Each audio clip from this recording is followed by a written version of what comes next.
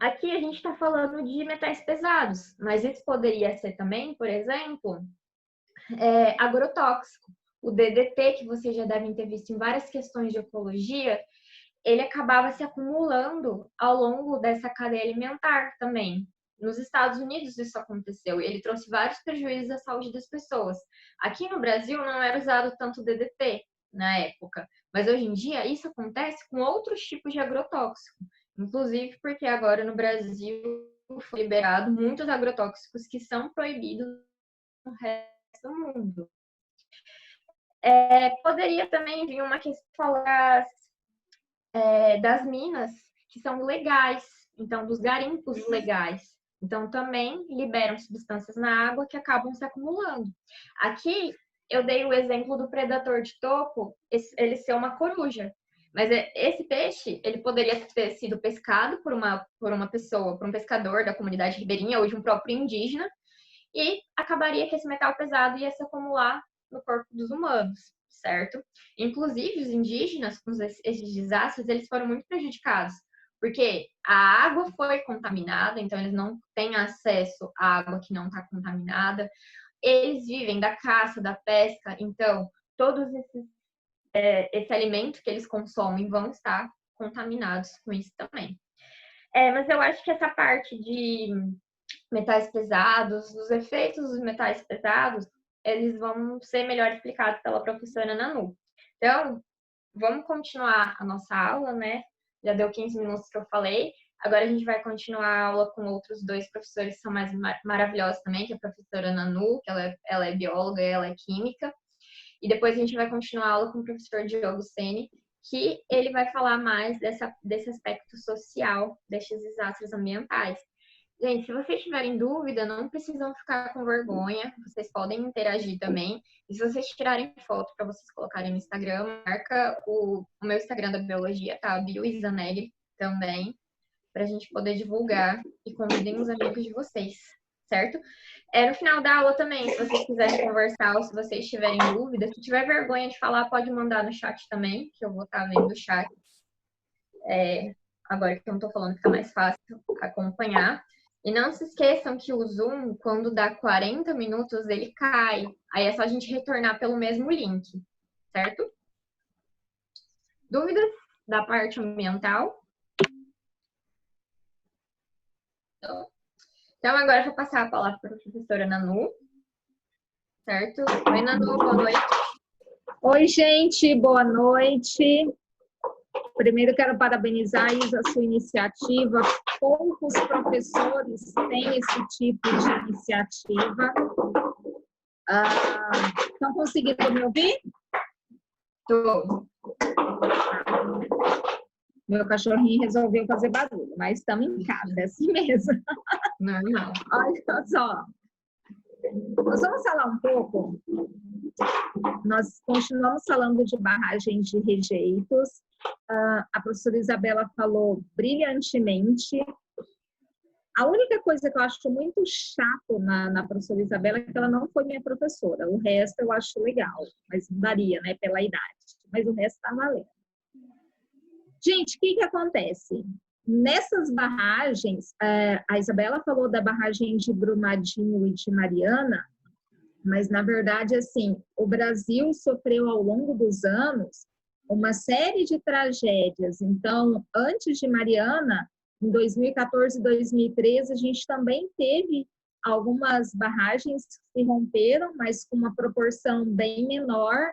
Então, acredito que o Brasil não aprendeu, até por conta que a Isabela falou muito bem, eles preferem depois investir com indenizações do que fazer ações que possam prevenir, porque isso fica muito caro. A própria barragem de rejeito, da forma com que ela é feita para economizar. Então, assim, para a gente ter uma noção, outras mineradoras, para que uma pessoa tenha condições de trabalhar nessa mineradora, eu acho que o Diogo até sabe falar isso melhor do que eu, ela precisa ter universidade e para trabalhar na linha direta dessa barragem, ela precisa também ter mestrado ou doutorado. Aqui no Brasil, o curso para você trabalhar numa mineradora é um curso de 40 horas. Ou seja, a pessoa vai lá, estuda uma semana, cedo e à tarde, e já está, entre aspas, né, apta a trabalhar na mineradora, porque apta ela não está. Então, infelizmente, esses acidentes aconteceram. Vocês viram que os impactos ambientais, que a professora Isabela Negri escreveu muito bem, foram imensos. Na verdade, a gente nem consegue processar a intensidade desses impactos ambientais. A gente tem vários até agora que já foi possível quantificar, qualificar, mas só o tempo para poder dizer o tamanho dessa destruição. Então, para que serve uma mineradora? A mineradora serve para tirar minerais. De modo específico, essas barragens de Brumadinho e de Mariana, elas são mineradoras que tiravam o minério, a base principal, né? Ferro-bauxita. Então, era para isso que a mineradora, então, utilizava todos os seus serviços. Conforme ela ia tirando o ferro, mas evidentemente não vinha só ferro, tá? Tem ferro, manganês, sílica, alumínio, arsênio, cromo, uma série de minerais encontrados nesses locais.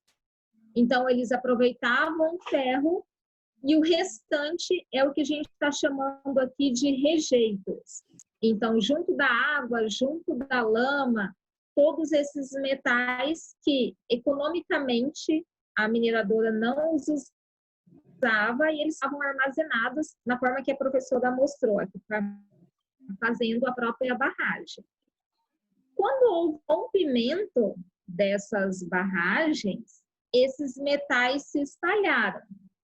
Então, todas aquelas pessoas que tiveram um contato direto e um contato indireto com qualquer um desses metais pesados, ao longo do tempo e outros até de forma mais imediata, eles sofreram alguns sintomas. Então, a gente tem duas situações principais. Os sintomas imediatos, também chamados de temporários, e aqueles sintomas que só surgem com o passar do tempo, chamado de remanescentes.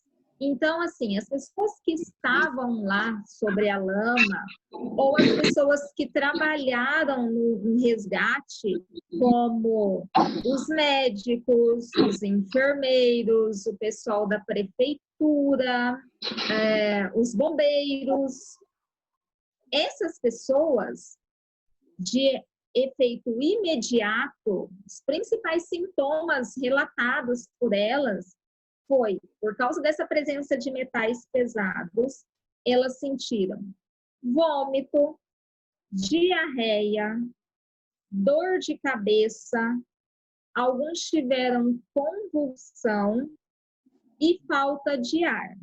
Só que são sintomas imediatos, ou seja, a partir do momento em que não houve mais essa exposição, esses sintomas foram diminuindo até acabarem.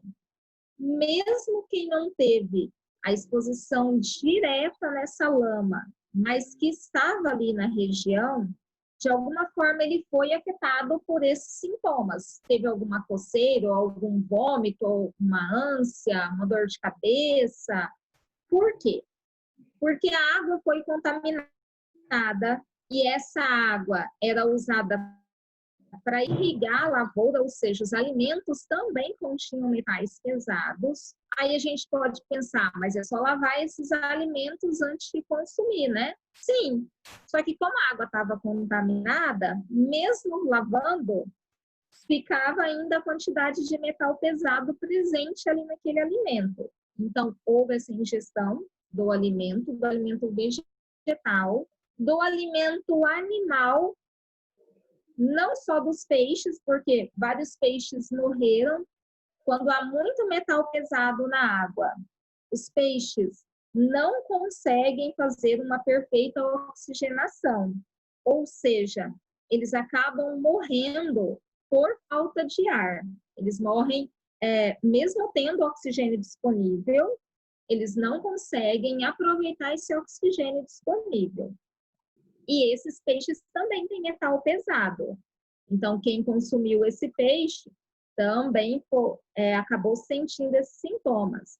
Lembrando que, assim, quando acontece uma tragédia como essa, o Diogo vai relatar melhor isso, a gente não tem muitos mercados abertos, não tem muitos caminhões trazendo mais mantimentos, então as pessoas acabaram tendo que consumir o que estava ali. Isso entra frango, que bebeu dessa água, que comeu desse milho que estava com metal pesado, o gado, então toda a cadeia alimentar passou a ter metal pesado. Então essas pessoas diariamente tinham esses sintomas, principalmente vômito e diarreia. Depois a gente vai ver como diminuir esses efeitos. Tá? Comentando inicialmente esses sintomas. Só que esses sintomas imediatos vão tranquilizando, vai ter um abastecimento de água e um tratamento de esgoto, ou seja, com o passar do tempo foram diminuindo. Mas alguns sintomas, conforme esses metais pesados foram se acumulando em grande proporção, esses sintomas causaram problemas mais sérios e problemas que estão sendo tratados até hoje. Principalmente a presença de ferro e alumínio, principalmente ferro, tinha em quantidade muito grande nesses rejeitos. O ferro e o alumínio, eles causam problemas neurológicos. Que problemas neurológicos? O alumínio pode acentuar a probabilidade de se desenvolver Alzheimer e o ferro causa problemas de memória. Que tipo de problemas de memória? Pensa comigo assim, eu vou me colocar nessa situação. Assim, estou em sala de aula, vou buscar um livro na sala dos professores, um aluno fala comigo no meio do caminho, eu chego na sala dos professores e penso, o que eu vim fazer? Vim pegar um livro, pego o livro e volto para a sala. Normal. Tem gente que fala assim, eu tenho que voltar lá no lugar que eu estava para lembrar. Normal, ele consegue se lembrar. Pessoas que têm um excesso de metal pesado, principalmente ferro, a falta de memória imediata, ela é muito grande. O que é isso? Meu nome é professora Nanu. Uma pessoa que estiver com isso, daqui 1 minuto ela não vai lembrar que meu nome é professora Nanu. Mas isso é tranquilo. Ela pode esquecer um gás ligado. Ela pode, por exemplo, estar no elevador e não saber que andar que ela mora para poder apertar e chegar no apartamento dela. Estando no andar, ela pode não lembrar. Ela pode estar indo visitar um amigo, um pai, uma mãe, saber o bairro, mas não lembrar a rua. Então, por exemplo, não lembrar a senha do banco, coisas muito corriqueiras, coisas que você faz diariamente, que você lembra e que naquele momento esquece. Você acorda, põe o uniforme e vai para a escola. A pessoa tem muita exposição, problema, a falta de memória usada pelo ferro pode fazer com que ele se esqueça isso. Vocês faltarem a aula e falar que está com ferro no corpo, não, tá? É porque é um dos sintomas principais. Então, essa falta de memória, ela causou vários distúrbios nas pessoas da região. E elas estão tratando até hoje. Fazendo, então, tratamento neurológico para tentar normalizar. É claro, esse tratamento passa pela diminuição dos estresses. Mas existe uma série de outros tratamentos associados, principalmente tratamentos relacionados com a área psicológica, porque pensa bem, você mora numa cidade que teve o rompimento de uma barragem, e então a ansiedade é muito grande, você não sabe se fica na cidade, se sai. A pessoa pode ter depressão porque ela perde amigos, perde familiares. muitas mulheres tiveram, pela ingestão, principalmente de cromo e de arsênio, elas tiveram má formação grávidas. Então, assim, uma série de problemas psicológicos associados a esse. Hoje, do que a gente tem, digamos assim, de mais moderno em tratamento, existem vários cientistas e vários médicos